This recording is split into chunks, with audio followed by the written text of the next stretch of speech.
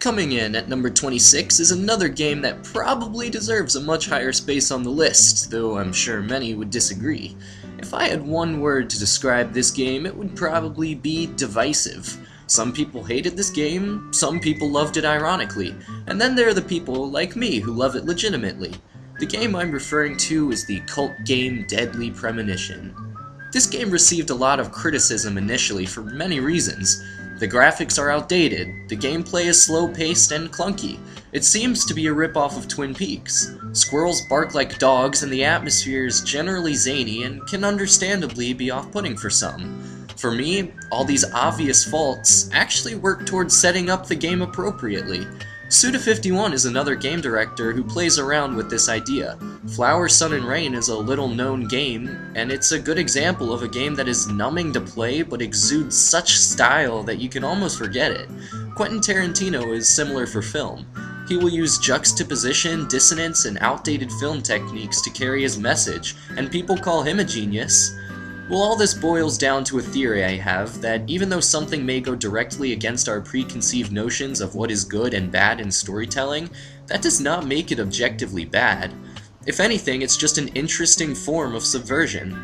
For this very reason, the direction in Deadly Premonition is absolutely phenomenal, and I certainly hope that no one will disagree with that statement. And not to call anybody out, but I feel like most people with an ill opinion of the game haven't finished it. It's true for everyone I've shared it with. Those who have finished it loved it, and those who gave up just didn't get it.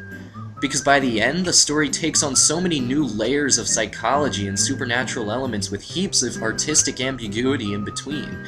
Giving up because the gameplay asks too much of the player is valid, but then you shouldn't attempt to review the thing as a whole. That's like if a person walks out of a movie and tries to tell you it's a pile of filth when it's entirely possible that the ending brings it all together marvelously. The opinions of those people can only be credited so far as their patience took them. And that's why Deadly Premonition has such a huge cult following now, because enough people made it to the end to realize that there is something profound in there. I could analyze the plot and share my interpretation that the supernatural elements are not literal representations but simply psychological metaphors. I could do that, but it would take far too long, and I certainly wouldn't want to spoil anything. Jim Sterling famously wrote an article titled "Deadly Premonition is blatantly better than Heavy Rain." Most of the essays in his Blatantly Better series are dripping with sarcasm, but this one comes across as one of his most genuine.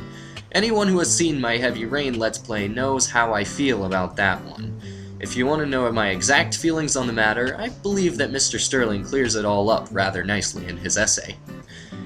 And no, I'm not putting this one on the list to make a statement, or to be different or contrarian. I just honestly love this game. I think that there's a lot of beauty in its lighting and emotional tracks, and I think there's some truly rich comedy that springs forth at the most unexpected moments. The characters are well developed and dynamic, which is saying a lot. After all, there's a whole town of characters you have to get to know in 20 hours, which is something a lot of Lost clones haven't been able to pull off in multiple seasons. And the writing is just delicious.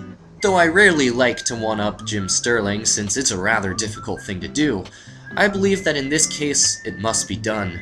He gave the game a perfect 10 out of 10, so I feel the need to throw down an 11 out of 10. Some of you may be bothered by that number, because you may think that 11 out of 10 can't exist in the context of a review, and normally I would be inclined to agree. But here is the exception. Deadly Premonition deceives the player to think it might be a bad game. However, after the campaign was completed, I realized that this game went above and beyond my expectations. And not only that, but it became something way more than it actually was. And there's your statement. So says Mr. Stewart.